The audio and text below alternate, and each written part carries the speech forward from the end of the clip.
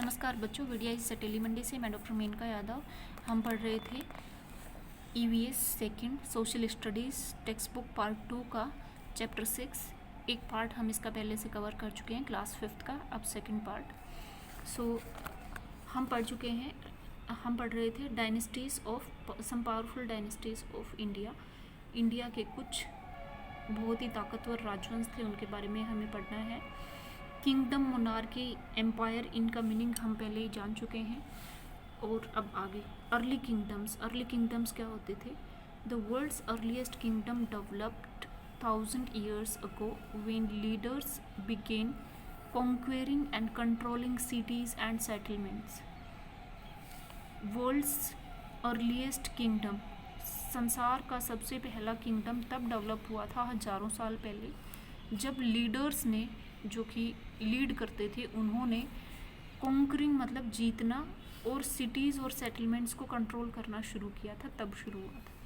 Rulers of early kingdoms provided protection to their subjects, उनमें रहने वाले लोगों को प्रोटेक्शन प्रोवाइड करते थे, यानी संरक्षण देते थे जो वहाँ के राजा होते थे वो। इन रिटर्न, बदले में, सब्जेक्ट्स पेड टैक्स और सर्व द किंग, बदले में वहाँ के जो निवासी थे, राजा उनकी रक्षा करता था, बदले में वो राजा को टैक्स देते थे और राजा की सेवा करते थे। Kingdoms also had the power to create and enforce law, राज्यों में ये भी पावर थी कि लॉ क्रिएट करना और उसको लागू करना। अब आगे अंडरस्टैंडिंग का पार्ट, सम इंडियन डायनेस्टीज़, तो ये कुछ इंडियन डायनेस्टीज़ के बारे में है। India is known for its ancient kingdoms, ancient मतलब प्राचीन यानी पुराना। इंडिया इसके प्राचीन साम्राज्यों के बारे में जाना जाता है। These kingdoms were ruled by different dynasties at different times, ये जो किंगडम्स हैं, साम्राज्य हैं, ये अलग अलग राजवंशों के द्वारा अलग अलग टाइम पर रूल्ड मतलब राज किए गए थे। द मोस्ट पावरफुल, सबसे ताकतवर and well known dynasties were Mauryas, the Guptas and Cholas. सबसे पावरफुल और जाने माने डायनेस्टीज़ कौन कौन से थे? मौर्य, गुप्तास और चोला। तो मौर्य वंश, गुप्त वंश, चोल वंश ये थे। The Mughals also ruled over a large empire though they came much later, Mughal भी बहुत लंबे समय तक और बहुत बड़े राज्य पर उन्होंने शासन किया, लेकिन वो बहुत लेट आए थे। तो ये इनका डायनेस्टीज़ के बारे में गिवन है, इनका टाइम पीरियड और कुछ फेमस राजाओं के नाम उस राजवंश के। तो मौर्य थे 322 BC से 185 BC तक। BC का मतलब जब जीरो शुरू हुआ था, जैसे अभी चल रहा है 2020, तो 2020 से 322 साल पहले से लेकर 185 साल पहले तक ये मौर्य वंश चलता था। इसके राजा थे चंद्रगुप्त मौर्य और अशोका द ग्रेट। चोल वंश के राजा 300 BC से लेकर 1289 AD तक।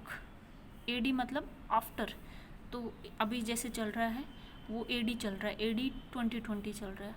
तो 300 BC से लेकर 1279 तक इनके जो मुख्य राजा थे वो थे राजा चोला फर्स्ट और राजा चोला सेकंड, राजेंद्र चोला फर्स्ट। गुप्त वंश का 300 AD के बाद 550 AD तक इसका था चंद्रगुप्त फर्स्ट एंड समुद्रगुप्त। मुगल का था 1526 में ये लोग आए थे, लगभग 500 साल पहले, और 1858 में चले गए। बाबर और अकबर इसके प्रमुख शासक थे।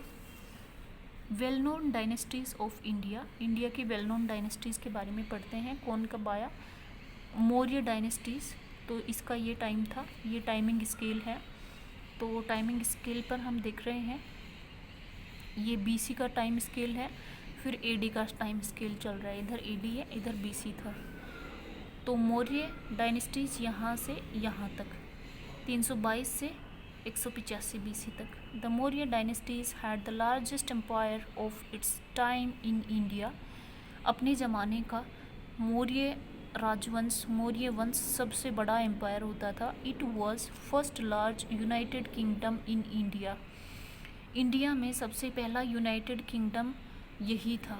Emperor Ashoka was a great warrior from this dynasty. इस वंश का जो राजा था, राजा अशोक, वो सबसे महान योद्धा था। He captured many kingdoms till the battle of Kalinga. Kalinga के युद्ध तक उसने बहुत सारे साम्राज्यों को कैप्चर कर लिया था, यानी जीत लिया था। After the battle of Kalinga Ashoka chose to spread the message of piece.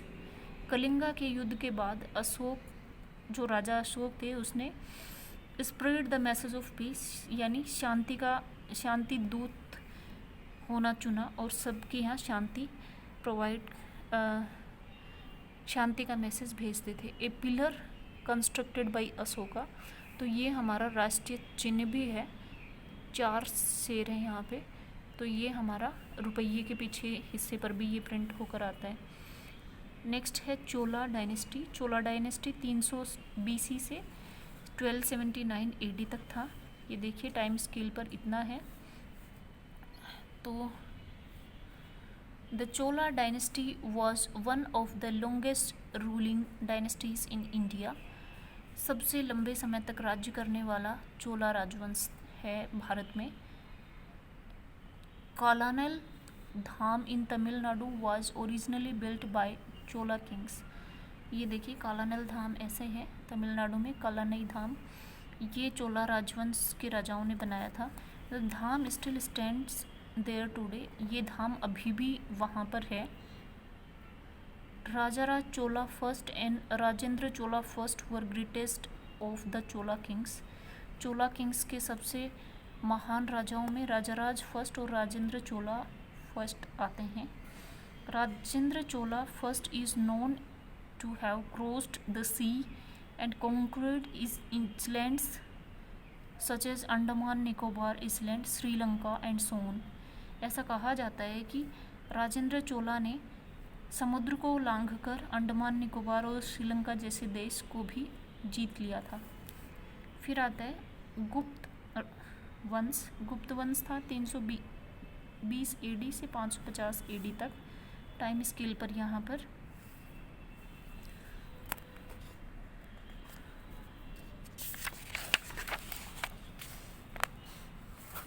तो the Gupta dynasty brought peace and prosperity to that kingdom.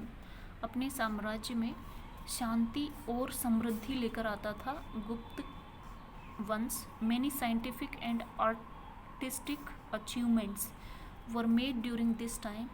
इस समय बहुत सी साइंटिफिक, वैज्ञानिक और कलाकृतियाँ की उपलब्धियाँ इस समय में हुई थी। So it is called the golden age of India. इसीलिए इस टाइम को स्वर्ण युग कहा जाता है। The mathematician Aryabhata and the poet Kalidasa belong to this period. Aryabhata और कालिदास का जन्म भी इसी जमाने में हुआ था। द गुप्त king Samudragupta was known for building a large kingdom. गुप्त वंश का राजा समुद्रगुप्त बड़ा राज्य बनाने के लिए जाना जाता है। He created a great army and a powerful navy. उसने बड़ी आर्मी और बहुत ही ताकतवर नेवी उसने बनाई थी। Both sides of a coin from the time of Samudragupta rule. तो ये समुद्रगुप्त में जो सिक्के थे उसकी दोनों साइड कुछ इस तरह की होती थी। ये दिखाया गया है। आगे का भाग नेक्स्ट वीडियो में पढ़ेंगे। Thank you.